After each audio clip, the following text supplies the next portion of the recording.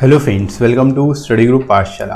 मैं हूं विलास और आज की क्लास में हम लोग डिस्कस करेंगे परसेंटेजेस के कुछ इंपॉर्टेंट क्वेश्चंस को।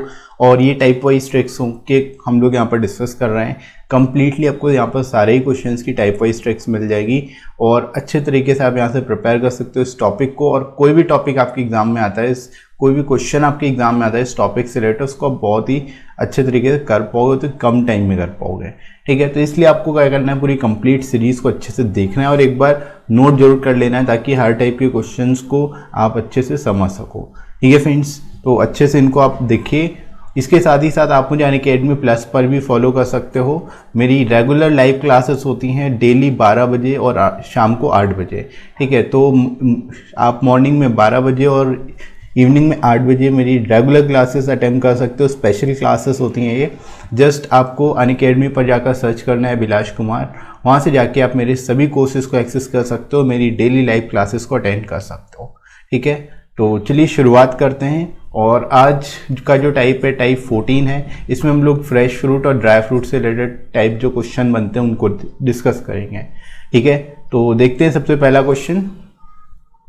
पहला क्वेश्चन जैसे फ्रेंड्स आपको दिया है, fresh grapes contain 75% water and dry grapes contain 12% water.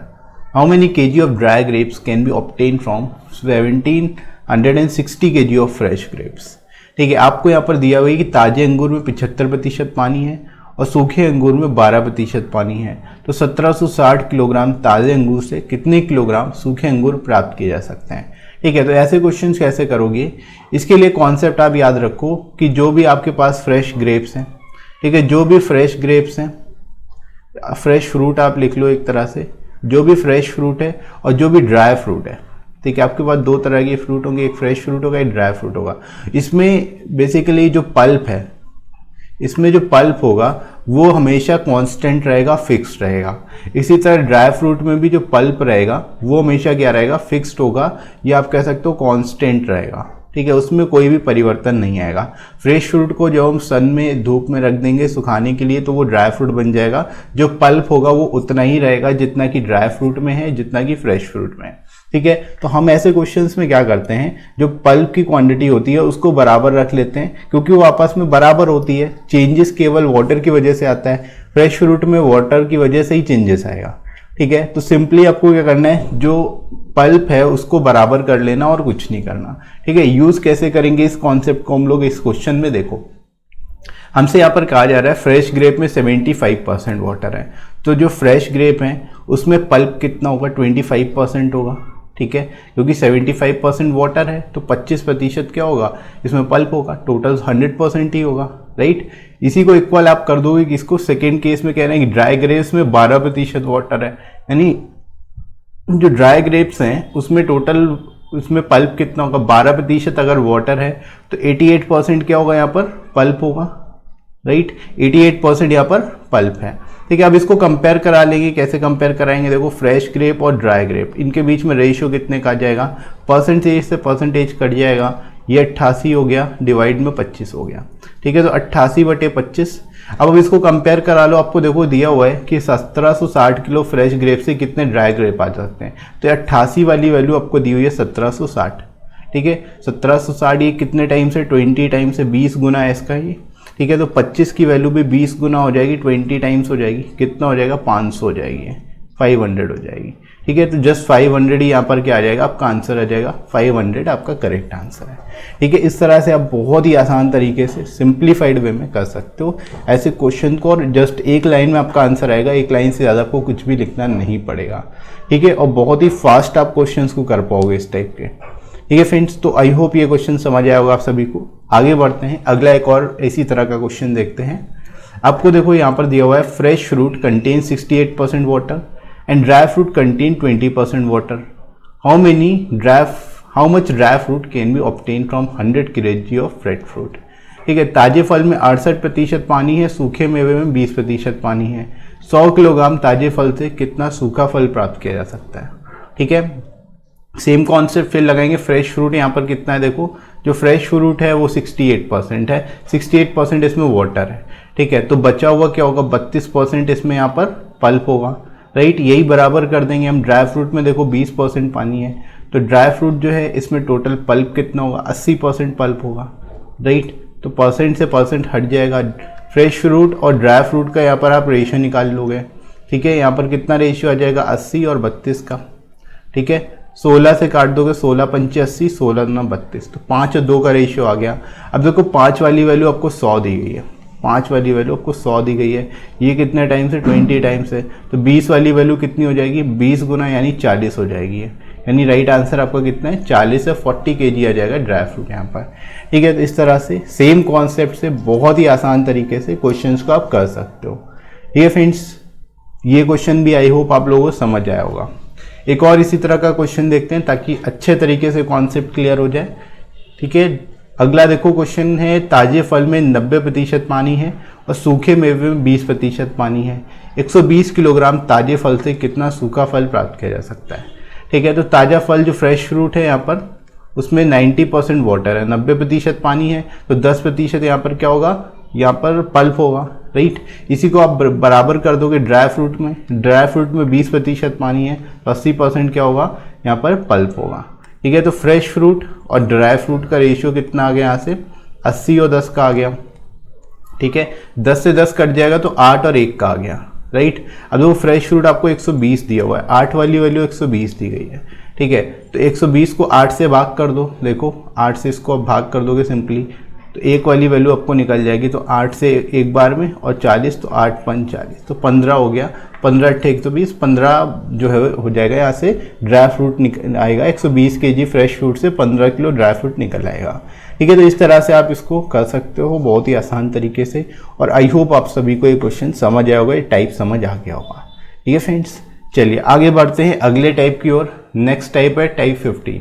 इसमें भी आपको बहुत अच्छे लेवल के क्वेश्चंस मिलेंगे, जैसे कि ये क्वेश्चन आपको दिया हुआ है, a man distributes 10%, 18%, 22% of his salary into his 3 children who spent 40%, 60%, 25% of that amount respectively.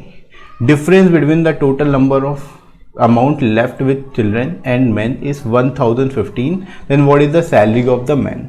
ठीक है, आपसे यहाँ पर कहा जा रहा है कि एक आदमी का वेतन, एक आदमी अपने वेतन का 10%, 18% और 22% अपने 3 बच्चों में वितरित कर देता है, डिस्ट्रीब्यूट कर देता है, ठीक है। जो क्या करते हैं 40%, 60% और 25% राशि खर्च कर देते हैं, राइट। तो बच्चों और आदमी के पास कुल बची राशि का अंतर 1015 रुपये है। तो आदमी का वेतन कितना था ये आपको बताना है, राइट। देखो कैसे करोगे इस क्वेश्चन को, आप इसमें 1000 रुपये मान सकते हो। हम लोगों ने माना, लेट किया कि जो पर्सन था, जो व्यक्ति था, उसकी सैलरी 1000 रुपये, ठीक है। अब 1000 रुपये का 10% कितना हो गया, 100 रुपये। तो 100 रुपये वो पहले बेटे को अपने दे देगा। 18% निकालोगे, 18% हो गया 180 रुपये, ये दूसरे बेटे को देगा। और 22% हो गया 220 रुपये। 220 रुपये ये किसको देगा, तीसरे बेटे को देगा, ठीक है। अब ये क्या कर रहे हैं, खर्च कर रहे हैं। कितना कितना खर्च करेंगे, जो बेसिकली पहला बेटा होगा वो 40% खर्च कर रहा है, ठीक है। 40% खर्च कर रहा है इसमें से, तो बचेगा कितना, 40% खर्च कर देगा, 60 रुपये बचा लेगा, 60 रुपये बच गई है, इसकी सेविंग हो जाएगी, ठीक है। इसी तरह 180 जो है 60% दूसरा बच्चा खर्च कर रहा है, तो 40% बचाएगा, ठीक है। तो 180 का 40% कैसे निकालेंगे, देखो 180 का 10% 18 हो जाएगा, 4 से गुणा कर दोगे तो 72, यानी 72 रुपये आ गया, ये वो बचा लेगा, ठीक है। ये सेविंग निकल रही है। इसी तरह थर्ड केस में 25% जो है वो खर्च करता है, तो 75% बचाएगा, ठीक है। तो 25% हमें पता है 1/4 होता है, 1/4 220 का होता है 55, हमें 75% निकालना है, तो 55 × 3 कर दो, 75% हो जाएगा। 55 × 3 कितना हो गया, 165 हो गया, तो 165 हो गया, ठीक है। ये क्या कर रहे हैं, ये बेसिकली बचाएंगे, इनके पास बचेगी वैल्यू। तो टोटल कितना अमाउंट बचेगा ये आप देख लो, ऐसे जोड़ लोगे, 5 + 2 7 हो गया, 6 7 13, 13 और 6 हो गया 19, एक हाथ से लग जाएगा, एक और एक 2, तो 297 रुपये ये लोग बचा लेंगे, ठीक है। आप देखो जो पर्सन है उसने 1000 रुपये थे, उसके बाद बचे कितने, उसने देखो 100, 180 और 220 इतना दे दिया, तो 220 और 180 ये कितना हो गया, 400 और एक 500, तो 500 रुपये इसके खर्च हो गए, 500 रुपये उसने डिस्ट्रीब्यूट किया, तो इसके पास बचेंगे कितने, 500 रुपये बचेंगे, ठीक है। 500 रुपये बचे। अब ये 297 इनके पास बचे हैं, जो बच्चों के पास, और ये कहा जा रहा है कि जो बच्चे और आदमी के पास जो बची राशि उसका अंतर 1015 है, तो इनका अंतर यहाँ से देख लोगे 297, यहाँ से क्या करोगे आप घटा दोगे इसमें से, ठीक है। तो 10 में से ये 3 बच जाएगा, 9 से ये 0 हो गया और ये जो है 4 से 2 हो जाएगा, तो मायने 203 रुपये आ गया बेसिकली डिफरेंस। अब यही 203 रुपये जो है क्वेश्चन के 1015 के बराबर है, ठीक है। यानी 203 वाली वैल्यू 1015 के बराबर, एक वाली वैल्यू कितने के बराबर हो जाएगी, 2 से देखो 5 बार में चला जाएगा, यानी 5 टाइम्स हो जाएगा, 5 हो गया। देन सैलरी पूछ रहे हैं उसमें व्यक्ति की कितनी होगी, सैलरी हमने 1000 मानी थी, तो 1000 वाली वैल्यू कितनी हो जाएगी, 5000 हो जाएगी, ठीक है। 1000 का गुणा कर दोगे 5000, यहाँ से आपका राइट आंसर हो जाएगा, ठीक है फ्रेंड्स। इस तरह से आप ऐसे क्वेश्चंस को बहुत ही आसानी से कर सकते हो, इस टाइप से भी क्वेश्चन आपको मिलेंगे एग्जाम में, ठीक है फ्रेंड्स। तो आई होप ये क्वेश्चन आप सभी को क्लियर हो गया होगा। आगे बढ़ते हैं अगले क्वेश्चन की ओर। अगला क्वेश्चन है friends, Rahul spends 50% of his monthly income on household items, 20% of his monthly income on buying clothes, 5% of his monthly income on medicine and remaining amount that is 11,250 saves, then what is the Rahul's monthly income. ठीक है, आपसे यहाँ पर कहा जा रहा है कि राहुल अपनी मासिक आय का 50% घरेलू सामान पे खर्च करता है।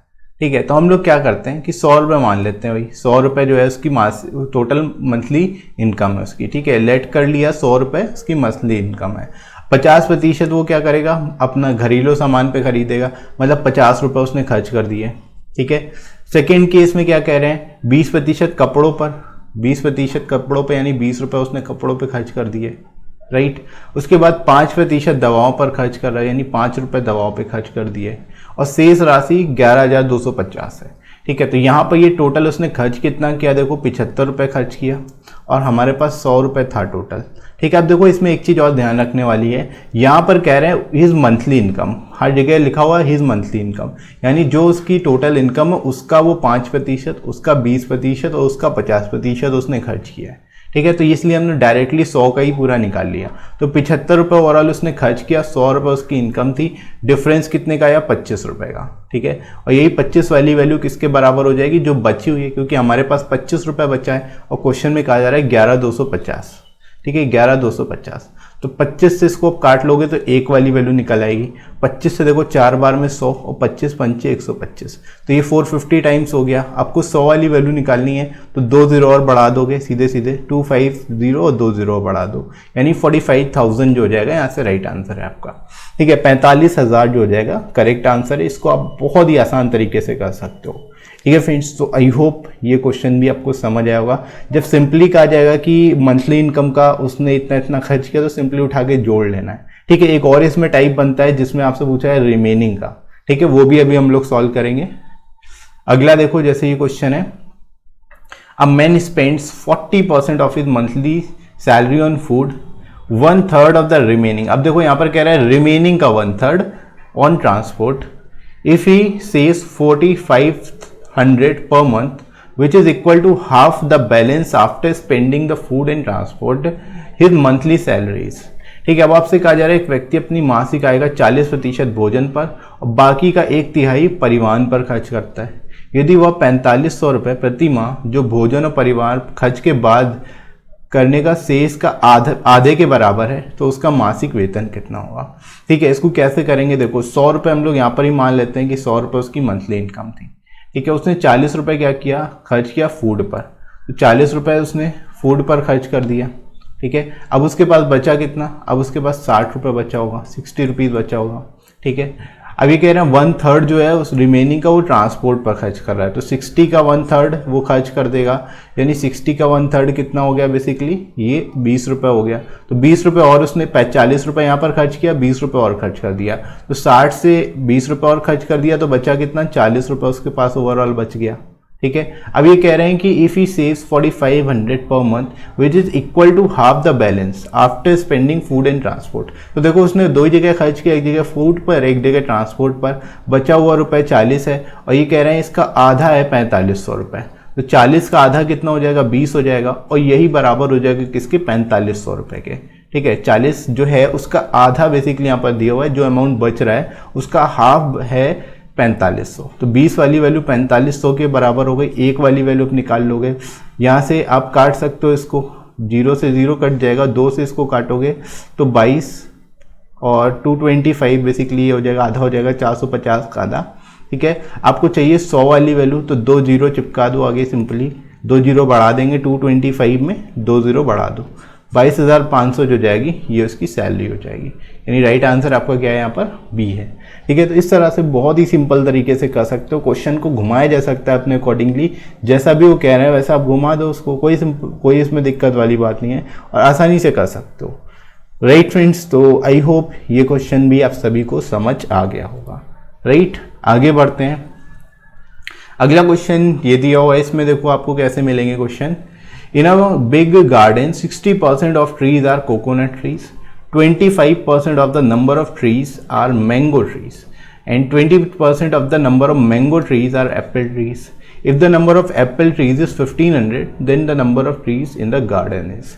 आपसे कहा जा रहा है कि एक बगीचे में 60% पेड़ नारियल के हैं। ठीक है, नारियल के पेड़ों की संख्या के 25% आम के पेड़ हैं और आम के पेड़ की संख्या के 20% सेब के पेड़ हैं। यदि सेब के पेड़ों की संख्या 1500 है तो बगीचे में कुल पेड़ों की संख्या कितनी है। ठीक है, इसको कैसे करेंगे समझना। इसमें हम मान सकते हैं कि 100 टोटल बगीचे में पेड़ थे। ठीक है, टोटल 100 पेड़ थे, जिसमें से 60% कोकोनट के ट्रीज हैं, तो 60 जो हो गए यहाँ पर कोकोनट ट्रीज हो गए। राइट, कोकोनट ट्रीज हो गए। अब ये कह रहे हैं कि 25% ऑफ द कोकोनट ट्रीज, इसका 25%, इसका 25% कितना हो जाएगा, 1/4 हो गया 15, यानी 15 ट्रीज जो हैं वो मैंगो ट्रीज हैं। तो ये क्या आ गए, ये मैंगो ट्रीज आ गए। राइट, 15 मैंगो ट्रीज आ गए। अब ये कह रहे हैं कि 20% of the mango trees are apple trees, इसका 20%। ठीक है, 15 का 20% कितना हो जाएगा, 3 हो जाएगा। और ये जो है ये एप्पल ट्रीज हैं। ठीक है, 3 जो है ये एप्पल ट्रीज हैं और यही कहा जा रहा है क्वेश्चन में कि number of apple trees are 1500। अब देखो हमारे अकॉर्डिंग 3 है और क्वेश्चन में दिया हुआ है 1500। ठीक है, तो एक वाली वैल्यू किसके बराबर हो जाएगी, 500 के बराबर हो जाएगी। आपको निकालनी है 100 वाली वैल्यू, 100 वाली वैल्यू, तो 2 जीरो बढ़ा दो, 500 में 2 जीरो बढ़ा दोगे कितना आ जाएगा, 50,000 आ जाएगा। यानी 50,000 टोटल जो थे उस गार्डन में ट्रीज थे। राइट, तो इस तरह से बहुत ही आसान तरीके से ऐसे क्वेश्चंस को आप कर सकते हो और बहुत ही सिंप्लीफाइड वे में आपके सारे क्वेश्चंस हो जाएंगे। ठीक है फ्रेंड्स, तो आई होप आपको ये टाइप समझ आ गया होगा, ये दोनों ही टाइप आपको क्लियर हो गए होंगे, कैसे करना है समझ आ गया होगा।